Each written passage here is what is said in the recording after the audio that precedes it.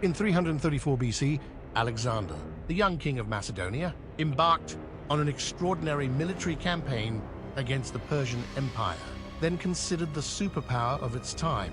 His brilliant and fearless leadership led to a series of victories, spanning a remarkable 10-year campaign that took him to the very edge of the known world. During this period, he established one of the largest empires in history, a feat that left an indelible mark on the course of human events. To the Persians, he was known as Alexander the Accursed, but in the Western world, he achieved immortal fame as Alexander the Great. Ancient Greece, with its rich cultural heritage, witnessed significant developments in art, philosophy, and warfare around 500 BC. Two prominent city-states stood out.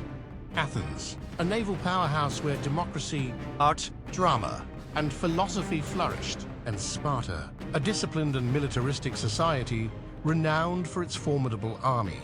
In 480 BC, Athens and Sparta joined forces to repel a Persian invasion. At the narrow pass of Thermopylae, 300 Spartan warriors heroically held off the massive Persian army for 3 days before succumbing to overwhelming odds. In the Straits of Salamis, the Greek fleet dealt a decisive blow to the Persian navy, although they couldn't prevent the destruction of the sacred temples on the Athenian Acropolis.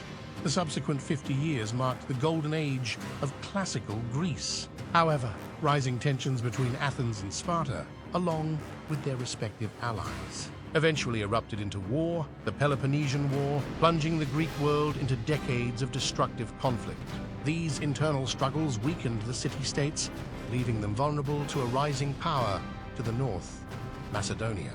For centuries, the sophisticated Greeks had dismissed Macedonia as a backwater, a place barely considered Greek. Yet, under the leadership of King Philip II, Macedonia transformed into a formidable military force. Philip's most significant innovation was the introduction of the sarissa, an 18-foot pike wielded by trained infantry fighting in close formation known as a phalanx. In 338 BC, at the Battle of Cyrenaica, Philip's army decisively defeated the joint forces of Thebes and Athens. Following this victory, Philip united all of Greece in the Hellenic League, also known as the League of Corinth, with himself as the supreme commander. Only Sparta remained aloof. Philip's grand vision included a pan-Hellenic war against the Persian Empire, an aging superpower ripe for the taking. However, just before launching this campaign, Philip fell victim to assassination within the intrigues of the Macedonian court. His 20-year-old son, Alexander, inherited both his father's grand plan and the throne. Brilliant and restless, Alexander had already gained military experience and received tutelage from the great philosopher Aristotle. To secure his position as king, he eliminated potential rivals and quashed rebellions in various regions, making an example of Thebes by utterly destroying the ancient city and selling its inhabitants into slavery. In the spring of 334 BC, Alexander led his 40,000-strong army across the Hellespont into Asia Minor, commencing one of history's most remarkable military campaigns. His infantry, commanded by the seasoned Macedonian general Parmenion, included 9,000 phalangites armed with the 18-foot sarissa. These professional soldiers formed up in a tightly disciplined phalanx, standing 16 ranks deep, a force ready to challenge the mighty Persian Empire. The tightly packed formation of Alexander's army presented an impregnable wall of iron spear tips, a force virtually unstoppable. However, this formidable phalanx was not without its challenges. Its sheer size made maneuvering difficult, and it remained highly vulnerable to attacks from the flanks or rear. To address this vulnerability, Alexander deployed 3,000 elite infantry known as the hypaspists, or shield-bearers, armed with shorter spears. These skilled soldiers guarded the flanks, their commander being Parmenian's son. The second line of Alexander's forces consisted of 7,000 Greek allies and 5,000 mercenaries, all equipped as hoplites. These warriors derived their name from the hoplon, their large, round shield, and wielded shorter, 8-foot spears. While not as effective as the Macedonian phalangites, the hoplite phalanx remained well-armed and heavily armored for its time. Among Alexander's troops were the Agrianes, elite skirmishers hailing from what is now southern Bulgaria. These experts excelled in javelin throwing. Additionally, other skirmishers from Thrace and Illyria carried javelins, slings and bows. The true shock troops of Alexander's army were the companion cavalry, 1,800 elite horsemen, armed with spears and swords. Philotas, another of Parmenian's sons, commanded this formidable cavalry. Alexander himself led the royal squadron, while Thessaly contributed an additional 1,800 cavalry under Callas. 600 cavalry from various Greek regions, led by Erigaius, bolstered the ranks. Furthermore, 900 mounted scouts from Thrace and Paeonia, commanded by Cassander, rounded out the cavalry forces. As Alexander prepared to invade the Persian Empire, he faced a divided land, organized into provinces called satrapies. Each satrapy had its governor, known as a satrap. The satraps in Asia Minor convened to discuss strategy. Memnon of Rhodes, a skilled Greek general in Persian service, advised avoiding direct battle with Alexander.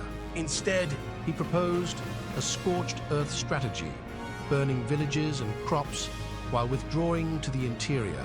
Memnon believed that Alexander's army would quickly starve if denied resources.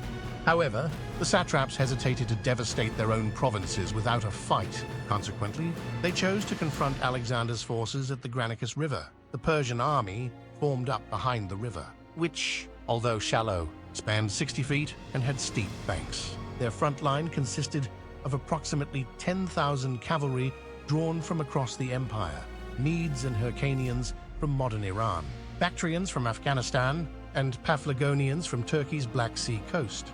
In reserve stood the infantry, including several thousand Greek mercenaries, a common sight in Persian armies. These mercenaries fought for Persian gold and carried the round shield and short spear typical of hoplites. The Persians, perhaps wary of trusting these foreign fighters against fellow Greeks, positioned them at the rear.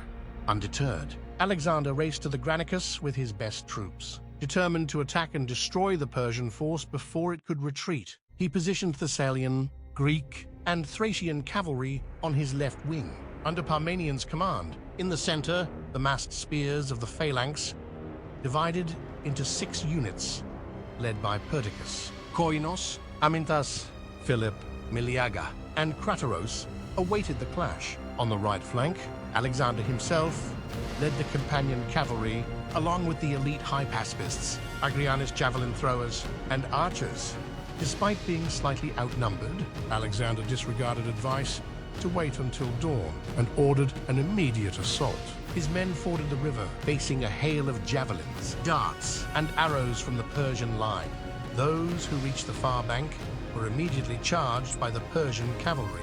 Amidst the chaos, Alexander fought at the heart of the battle, targeting the mass of enemy cavalry and leaders. Behind him, the desperate conflict raged, horses colliding with horses and men locked in fierce combat. As the Macedonians pressed to drive the Persians away from the riverbank, the Persians were equally determined to prevent their crossing and push them back into the water. Alexander's seemingly reckless attack served a purpose. It bought time for the remainder of his army to cross the river, including the formidable Macedonian phalanx, their irresistible core force. Suddenly, Alexander found himself fighting for survival, facing 2 Persian nobles. Rusaces rode up to him, striking his head with a sword and breaking off a piece of Alexander's helmet. Fortunately, the helmet absorbed much of the blow's force. He struck down Rusaces with his lance. From behind, Spithridates raised his sword against the king, but Black Titus, son of Dropidas, anticipated the attack. With a decisive blow, Black Titus severed Spithridates' arm. Now that the Greek army had successfully crossed the river, the Persian cavalry confronted a formidable wall of Macedonian spears.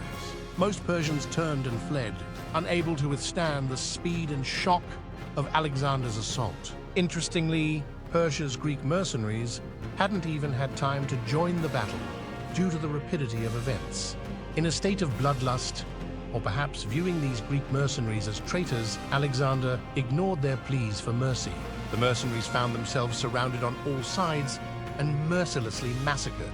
Alexander emerged victorious, and Persia Minor lay at his mercy. However, the Persian Empire remained a land of immense wealth and power. Already, it mobilized its vast resources to face the young conqueror.